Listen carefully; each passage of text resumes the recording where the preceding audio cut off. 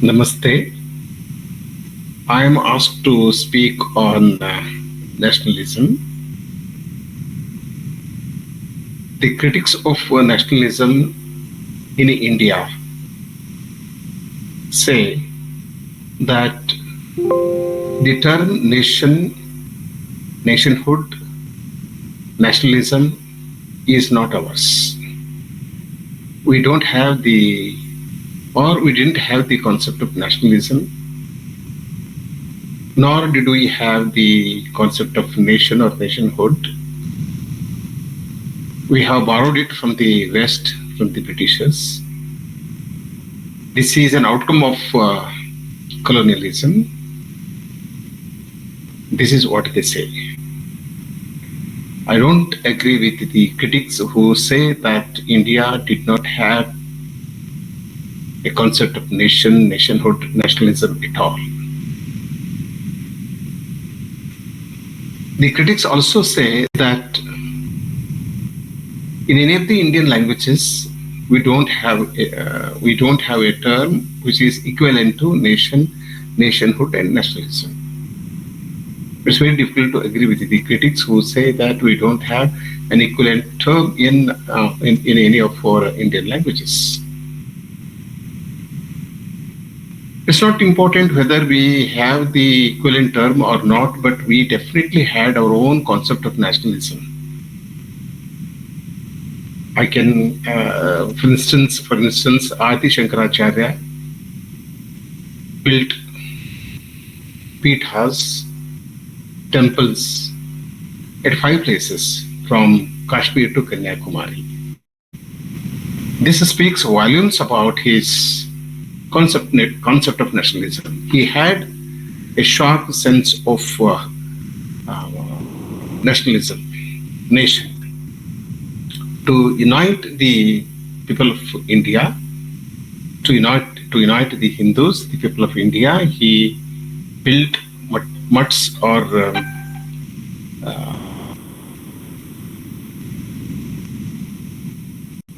peethas at 5 places in India. India has always been one in terms of culture, religion. Indian kings also had their own concept of nation, nationhood, and nationalism. For example, some important kings of Karnataka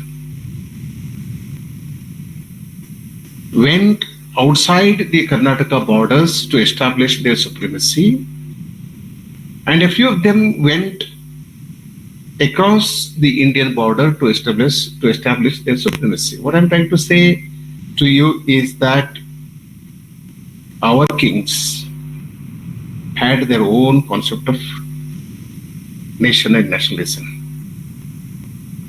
Some important kings from North India also established their empire overseas in many places across, in the world. And they expanded their empire so politically and also culturally. If we read Indian literature from the beginning, ancient Indian literature up to the present, so our writers, thinkers, philosophers, sons, all of them, they had their own concept of nation and nationalism. And it's very wrong to say that we didn't have the concept of nation, nationalism at all.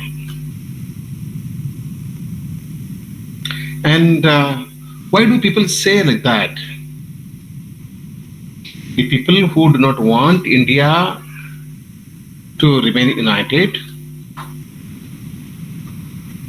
the people who do not want India to emerge as a strong nation, or to deny nation, nationhood, nationality, nationalism to this great country, they say that nationalism is not required.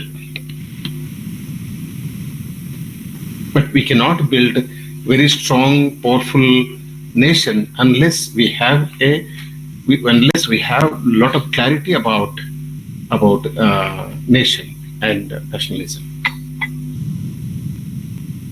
It is very unfortunate that some critics, describe nationalists as anti-progressive and traditionalists and anti-communalists and so on. I think India is the only country where people consider nationalists to be communalists, anti-progressive people. In fact, nationalists are more secular, more transparent, more tolerant, more progressive than the so-called intellectuals, rationals, who say that nationalism is anti-development phenomenon, which is not true. It's also very wrong to equate nationalism with fascism. It may be true in case of Hitler or Mussolini in other countries, but it is not true in case of India. And not a single nationalist is a fascist. If that is the case, then how do you describe the nationalism of Mahatma Gandhi and Dr. B.R. Ambedkar? They were the two great nationalists. There were several nationalists. So, nationalism must not be equated with fascism. Nationalism has nothing to do with violence. Nationalists are not violent. They are tolerant. They are not violent. Okay, so we have to, if not in terms of culture, in terms of politics, we have to say that nationalism does exist in this country. And why did India suffer from 19th to 19th century? India came under the foreign rule. A lot of foreign forces invaded India from 9th century to almost the 17th century. They all came, they ruled us. They ruled us because they divided us. We were not united. We didn't put up any united front. So India was divided, and they came and they ruled us. The forces which supported the foreigners in the past are now speaking against nation and nationalism. Jammu Kashmir wouldn't have become part of India had there not been nationalism. The government of India took a strong decision to scrap 370 to make Jammu Kashmir become part of India. And to be a nationalist, you need not identify any one particular ideology, any one political party. It is beyond party affiliation, party religious affiliation. If you love your nation, that's an end of it. You may belong to this religion or that religion, this community, that community. You can speak this language, that language. It is above all. What is wrong in loving your own nation? Why do you have problem with India? Why do you have problem with Bharat? Why do you have problem with Bharata Parampara? I just don't understand.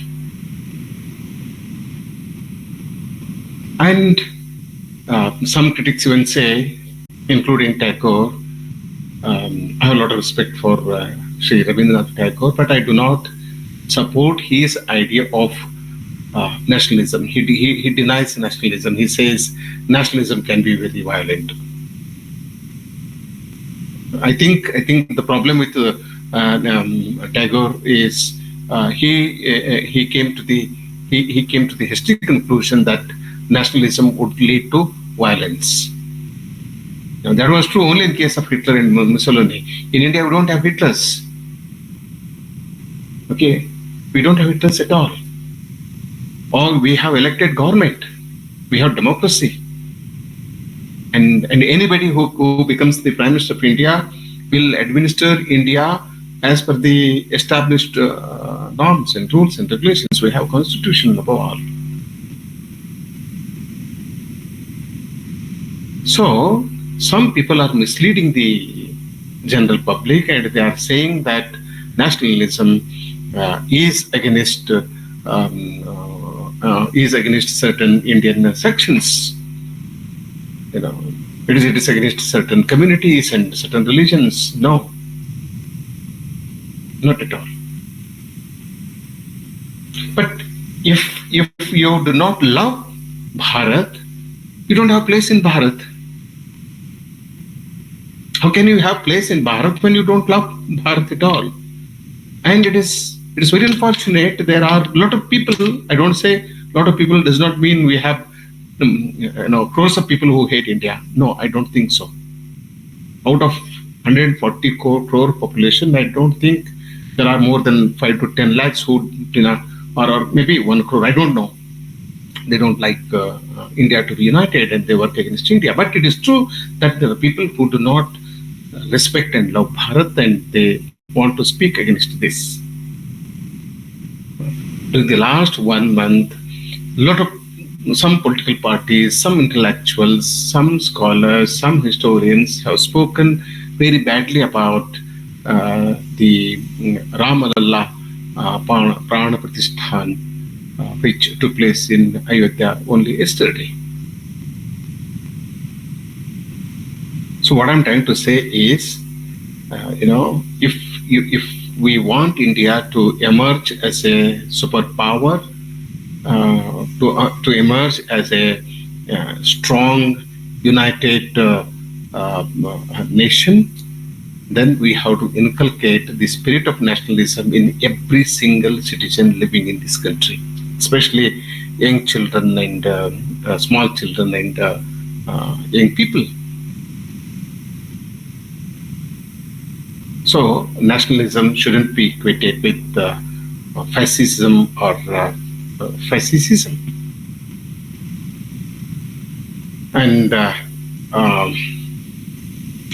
I request the government of India to evolve norms, very, very strong norms to ensure that the people living in this country respect the rules of their land and respect the Indian national anthem and Indian flag. Not just that, they should love everything that is India. Why should you hate Indian religion? Indian religion. For instance, Hitler in Germany, he wanted to eliminate the Jews. And what is happening in India? This is the other. This is the truth is the other way around. People in India, some people in India want to eliminate the Sanatana Dharma. India is a place where people can practice any religion. All the major religions of the world are practiced in India, and we are very happy about it.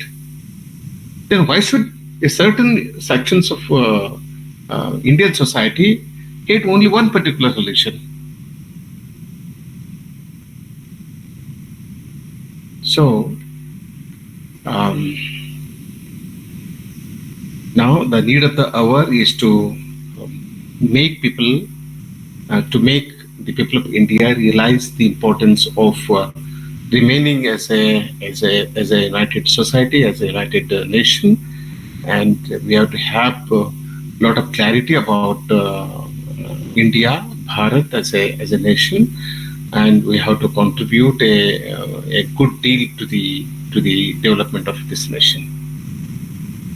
So I do not have any hesitation in saying that I am a nationalist, and I support all nationalistic movements, and I love and respect everybody who loves this nation.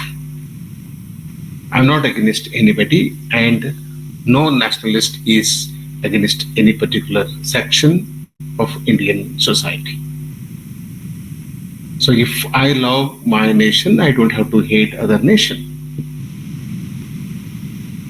If I love my people, it does not mean that I should hate others. Okay, and it's also wrong to say that nationalism does not have an element of humanism. It does have an element of humanism. So you love every Indian. If you are an Indian, if you are a nationalist, you love all nationalists in India.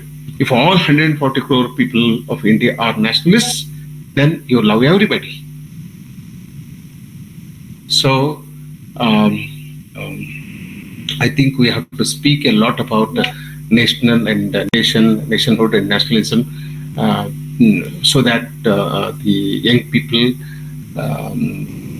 will understand the importance of it and the significance of it, and it only make us feel happy about living in a country as a nation. Thank you so much.